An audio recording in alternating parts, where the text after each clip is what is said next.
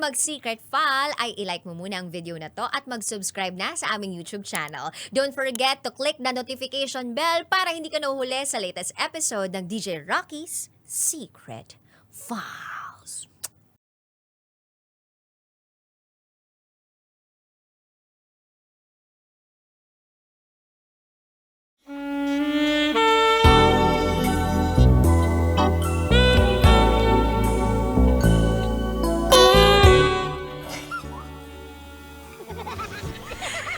And now, it's time for SPG as in Super Pack and Earn Secret File.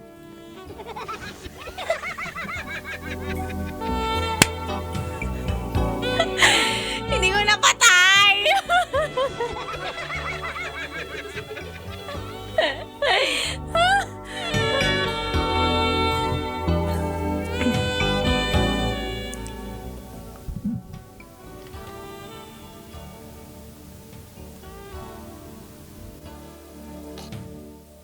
Mommy, tingnan mo. May chikinini ako.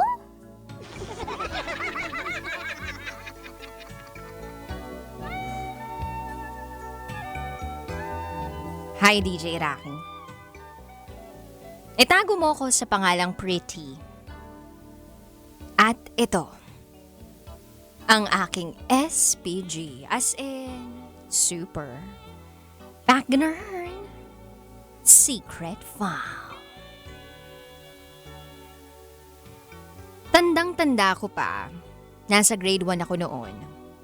Meron akong isang classmate na itago natin sa pangalang Polly. Etong si Polly ay medyo may pagka-wild. Pero slight lang naman. Araw-araw kasi, palaging may trip siyang gawin na kakaiba. At may isang beses nga noon na wala yung teacher namin sa classroom. Kaya kahit ano na lang ang pinaggagawa namin sa loob ng classroom. Naalala ko, nakaupo ako sa upuan ko. Nilapitan ako nitong si Polly. Sabi niya sa akin, "Hoy Pretty, meron akong bagong alam na gawin." Sagot ko sa kanya, Ano naman yan, Polly? Yayaman ba ako dyan? Sumagot naman si Polly ng, "Hindi, pero mas magiging maganda ka." At sumagot ako sa kanya ng, We, di nga. Gaganda ako lalo? Sige nga, ano ba yan? Ipinakita sa akin ni Polly ang kamay niyang namumula.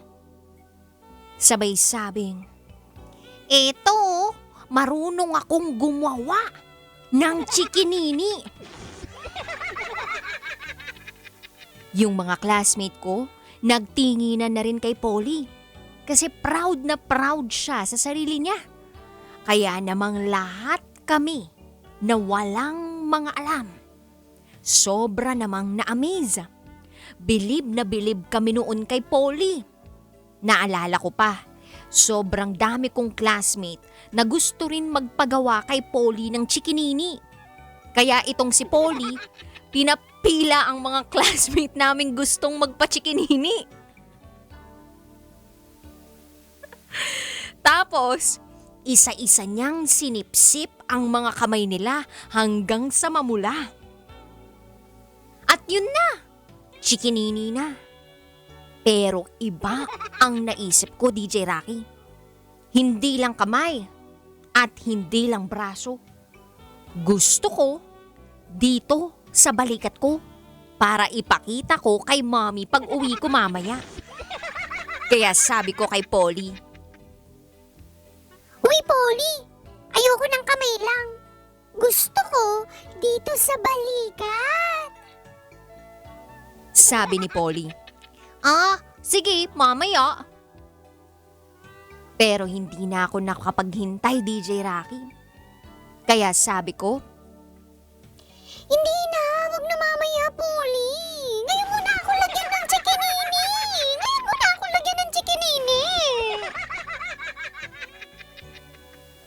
Kinapalan ko na. Kinapalan ko na ang mukha ko. At hinatak ko ang kamay ni Polly. At lumabas kami ng classroom. Doon kami tumungo sa may botanical garden. Sa may gripo banda. May isang bench doon at walang nakaupo. Doon kami pumwesto. Dahan-dahan kong tinanggal ang botones ng uniform ko. At hinubad ko ang uniform ko. Nakasando pa naman ako sa pang-ilalim. At yun na nga. Kitang-kita na ni Polly ang dalawang balikat ko. Kaya sabi ko sa kanya, Dito, Polly, dito. Dito sa kaliwa at dito sa kanan. Lagyan mo ako dyan ng chikinini, ha? ewan ko ba DJ Raqi, pero parang nanigas si Polly. Nanigas sa pagkakaupo niya at hindi agad nakapagsalita.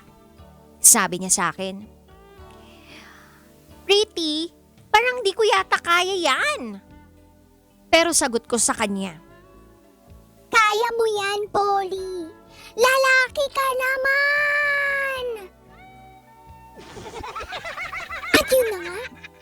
walang nagawa si Polly, kundi ipatong ang bibig niya sa balikat ko. At doon na nga, ay pumatong ang bibig niya sa balikat ko. Dumampi ang mga labi niya sa balikat ko at pagkatapos kinagat niya ako doon ng malalim na malalim at sinipsip ito.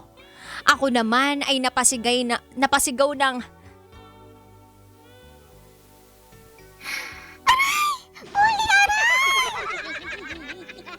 pero tinuloy pa rin ni Polly ang pagkagat. At dun na nabuo ang unang chikinini. Nag-alinlangan siya saglit. Tapos sabi ko, Oh, sa kabila naman. Bilisan mo na, bilis na. kaya kinagat din ni Polly ang kabilang balikat ko. At sinipsip din ito. Napasigaw uli ako.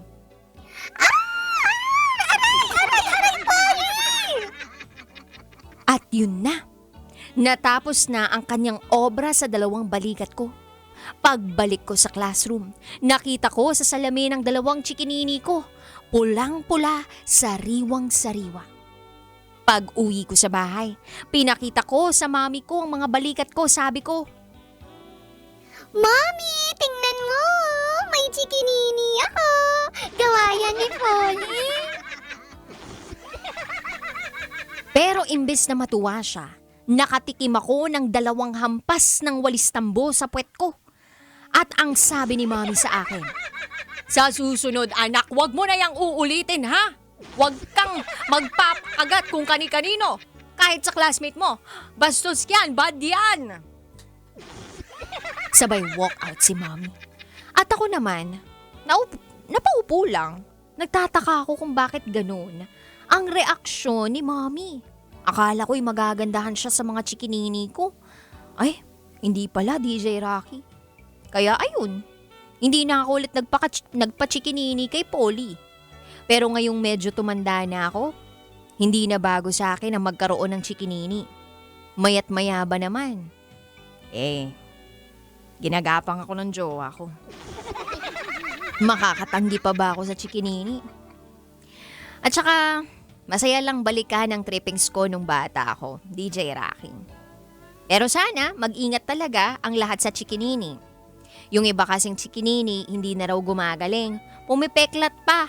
Kaya ingat-ingat din. At sa kaibigan kong si Polly, sana masaya ka ngayon na nagawa mo ang mga chikinini sa aming mga kaklase mo. Well, balita ko pala kay Polly, isa na siyang pageantera.